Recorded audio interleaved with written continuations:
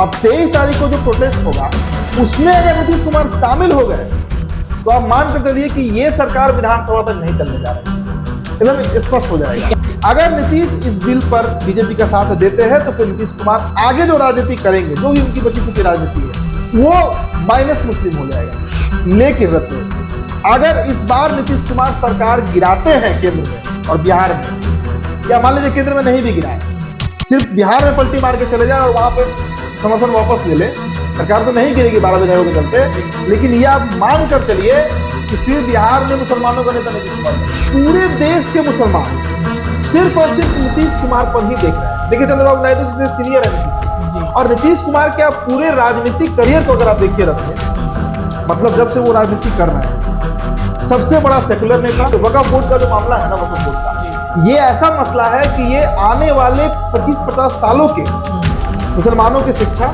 उनकी आर्थिक न्याय, बहुत कुछ को तय करेगा। नमस्कार, स्वागत है आप सभी का हमारे चैनल पर। बिहार की राजनीति में एक बार फिर से एक चर्चा तेज हो गई है कि नीतीश कुमार पाला बदलने वाले हैं। क्यों, इस पर हम चर्चा करेंगे। हमारे साथ हमारे सहयोगी उदित तारियन जी हैं, लेकिन उसके पहले जो पटकथाएं लिखी जा रही हैं उसके बारे में हम चर्चा करके आपको बता देते हैं। नरेंद्र मोदी इस वक्त देश में नहीं है, वो विदेश की यात्रा पर निकले हुए हैं। इधर बिहार सहित देश भर में जो चुनावी माहौल, उपचुनाव की अगर बातचीत करें बिहार के 3 सीटों पर, तो 4 सीटों पर, माफ कीजिएगा, 23 तारीख को इसका रिजल्ट आएगा। रिजल्ट के बाद सारी प्रक्रियाएं शुरू होंगी। इधर महाराष्ट्र और झारखंड में भी विधानसभा के चुनाव में बहुत सारी परिस्थितियां बदल रही हैं। नीतीश कुमार इन किसी भी जगहों पर चुनाव प्रचार प्रसार करने नहीं गए हैं। इससे ये अटकलें लगाई जा रही हैं कि जदयू और बीजेपी के रिश्ते कुछ न कुछ गड़बड़ जरूर हो गए हैं। इधर चिराग पासवान को नरेंद्र मोदी अचानक से फ्रेम में उतारकर नीतीश कुमार की चिंताएं बढ़ा रहे हैं, तो बिहार और तमिलनाडु जैसे कई राज्य हैं जहां पर जो एनडीए गठबंधन की सरकार है, वहां से एक एक करके सहयोगी अपना पाला जो है बदलने की लगातार कवायद जो है वो शुरू कर रहे हैं। क्या मामला है, चलिए इस पर विशेष चर्चा करेंगे। हमारे साथ हमारे सहयोगी है उदित तारियन।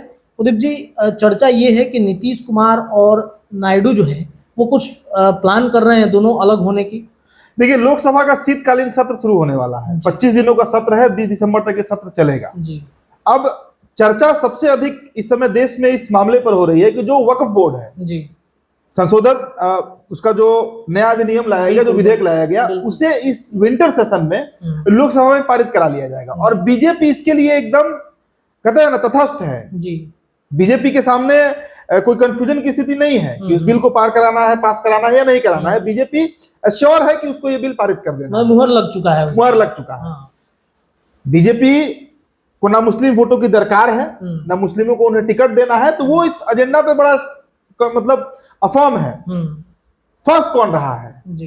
फंस रहे हैं चंद्रबाबू नायडू जी, फंस रहे हैं बिहार के मुख्यमंत्री नीतीश कुमार। कैसे फंस रहे हैं जी? बिल्कुल, अभी 3 नवंबर की तारीख दिल्ली के स्टेडियम में जो अरशद मदनी, मौलाना अरशद मदनी जो बोल रहे थे, उन्होंने साफ कहा कि अगर चंद्रबाबू नायडू, नीतीश कुमार और चिराग पासवान का नाम भी उन्होंने लिया जी, कि अगर ये 3 नेता चाहे तो बीजेपी पर नकेल कसा जा सकता है। ये बातें कही गई उनकी द्वारा, बिल्कुल कही गई है।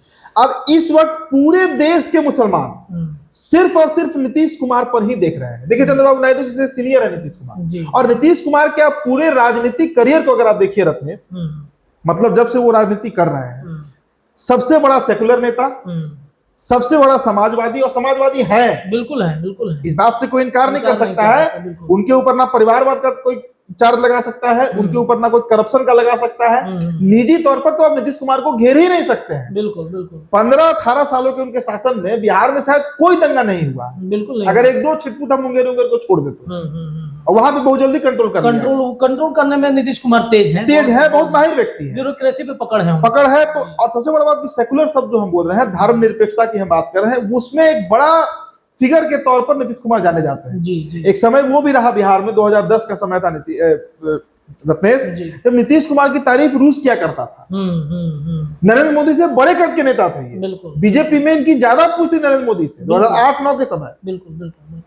वो नीतीश कुमार आज उस जगह पे खड़े हैं जहां उनको तय करना है कि मुसलमानों का एक बड़ा धार्मिक मसला है। देखिए वक्फ बोर्ड का जो मामला है ना, वक्फ बोर्ड का, ये ऐसा मसला है कि ये आने वाले 25-50 सालों के मुसलमानों की शिक्षा, उनके आर्थिक न्याय, बहुत कुछ को तय करेगा, बहुत कुछ को ये तय करेगा। आप समझिए कि उनके हाथ से ये मामला निकलकर अब कलेक्टर के हाथ में चला जाएगा, सरकार के हाथ में आ जाएगा। बिल्कुल, मतलब उनका जो धार्मिक न्याय बोर्ड है, बिल्कुल, वो सरकार उसको कब्जे में ले लेगी। तो कि इसका विरोध इतने बड़े संख्या में क्यों कर रहे थे? हमने देखा दिल्ली के स्टेडियम में इतनी भारी संख्या में मुसलमान पहुंचे। आपको बता दें कि बेंगलुरु में अभी से 10 दिन पहले एक ऑनलाइन सर्वे कराया गया, 3,30,00,000 मुसलमानों ने एक तरफा वोट किया इसके खिलाफ, वक्फ बोर्ड कानून के खिलाफ में। 3,30,00,000 मुसलमान एक तरफा विरोध किए हैं इसका। ये ऑनलाइन है। बहुत बड़ा आबादी है, 3.5 करोड़ अगर देखा जाए तो। यूरोप के कई देशों की आबादी इतनी नहीं होती जितना वोट पड़ गया है। बिल्कुल, बिल्कुल, बिल्कुल। तो पूरे देश के मुसलमान इस समय नीतीश कुमार के ऊपर ताक रहे हैं। 23 तारीख को 4 दिनों के 5 दिनों के बाद पटना में एक बहुत बड़ा आंदोलन होने जा रहा है। और अगले महीने जब विंटर सेशन चलते रहेगा, उस समय चंद्रबाबू नायडू के राज्य में 5 लाख से अधिक का भीड़ जुटाकर मौलाना मदनी ने कहा है कि हम बहुत बड़ा प्रदर्शन करेंगे। तो नीतीश कुमार असहज हो गए हैं। देखिए एक बात समझिए, 2005 के पहले बिहार के लगभग सारे मुसलमान लालू को वोट करते रहे, लालू प्रसाद यादव।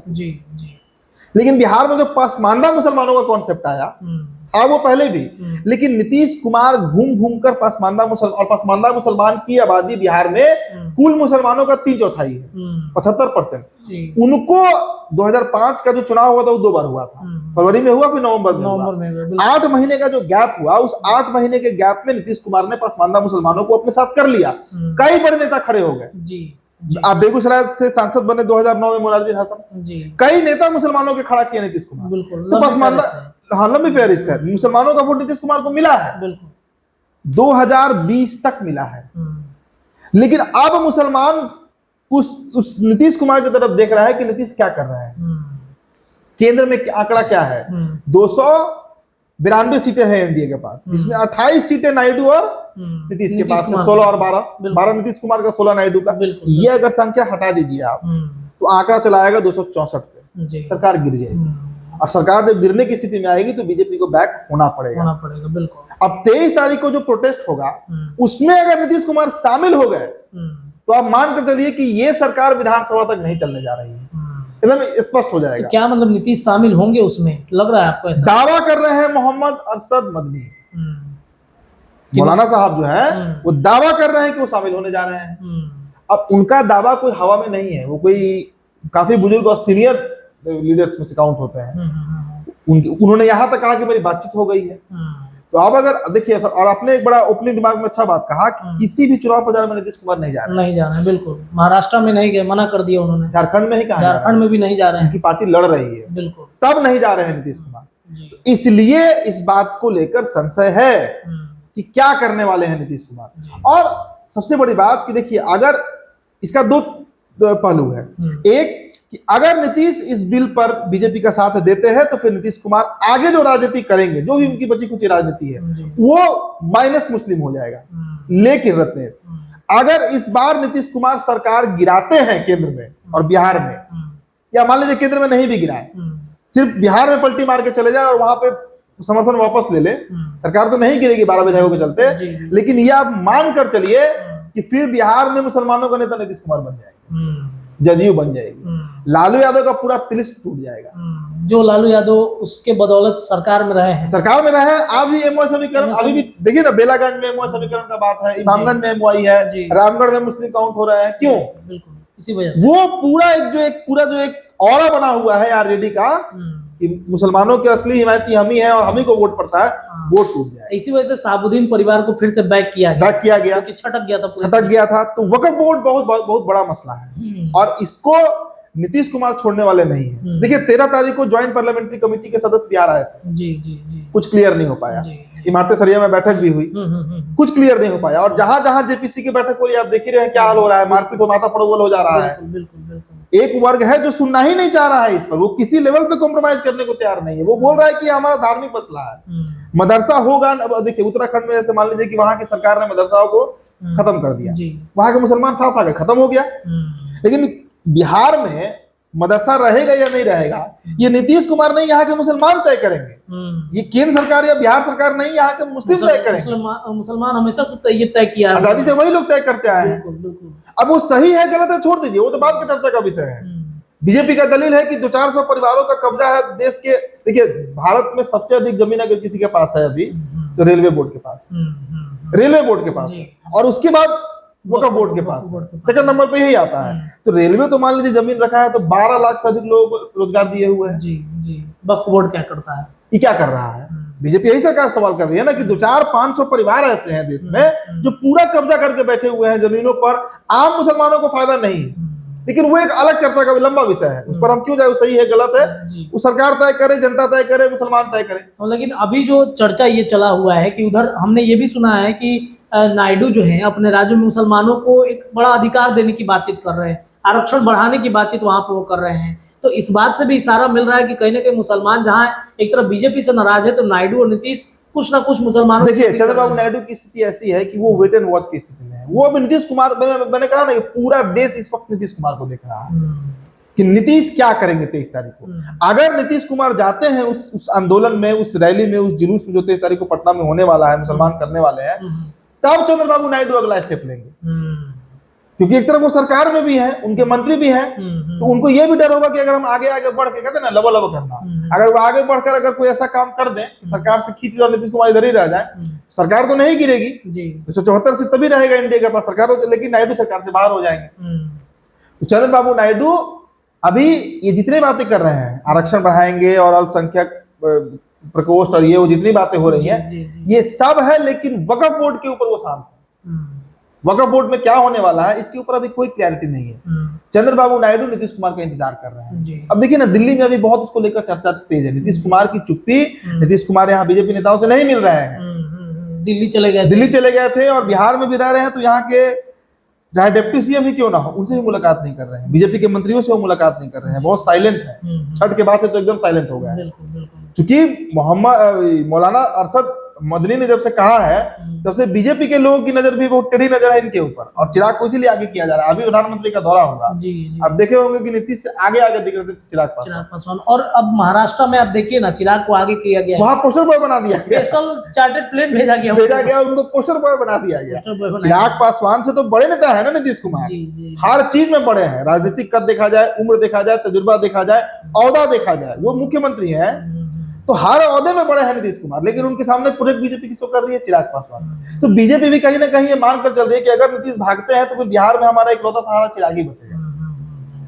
चिराग कुशवाहा भी है, मांझी भी है, लेकिन इकलौता सहारा बचेगा तो वो चिराग ही बचेगा। एक बड़ा वोट बैंक भी है चिराग पासवान, है भी 6% का तो पक्के है कि उनके साथ वोट बैंक है। इसलिए बीजेपी भी प्लान बी बनाकर चल रही है।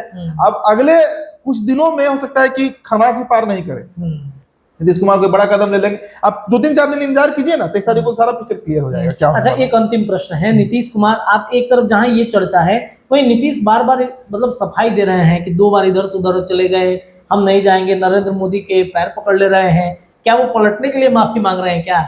देखिए, पलटेंगे तो माफ कर दीजिएगा। इंडिया गठबंधन का बैठक अब याद कर लीजिए, बैंगलोर में, मुंबई में, मतलब अनइमेजिनेबल था उस समय कि लोकसभा सर पे है, नीतीश कुमार एक मंच तैयार कर रहे हैं, सभी विपक्षी दलों को बुला रहे हैं, वो गठबंधन आज भी एग्जिस्ट कर रहा है। और सबसे पहले उससे कोई एग्जिट किया तो वो नीतीश कुमार है। बिल्कुल, the most unpredictable politician of India, जिसके बारे में कोई भी प्रिडिक्शन, किसी तरह का अनुमान विश्लेषण फेल होता है, वो नीतीश कुमार है। हाँ।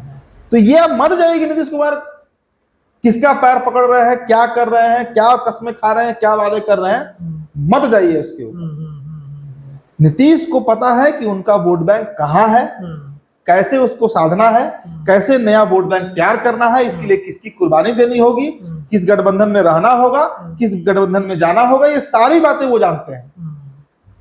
और उनके लिए केंद्र की सरकार का कोई महत्व, कोई तवज्जो नहीं है। बिहार में उनका केंद्र है पॉलिटिक्स का, राजनीति। बिल्कुल। उनको 2025 में फिर शपथ लेना है, उसके लिए वो हर काम करेंगे। सोचिए, अगर इकलौता मुसलमान वोट इनके साथ जुड़ जाए बिहार का 17%, तो जदयू कहाँ छलांग मारेगी, बहुत टॉप पर चली जाएगी। बाकी टॉप पर के सारी पार्टियों से ऊपर चली जाएगी, पार्टियों से ऊपर चली जाएंगी। उनको समझ में आ जाएगा ना, मुसलमानों के बीच एक बहुत बड़ा मैसेज आएगा कि नीतीश कुमार ने हमारे लिए सरकार गिरा दिया, केंद्र से सत्ता से बाहर हो गए, बिहार में सरकार उन्होंने बदल कर रख दिया, कितना बड़ा मैसेज जाएगा।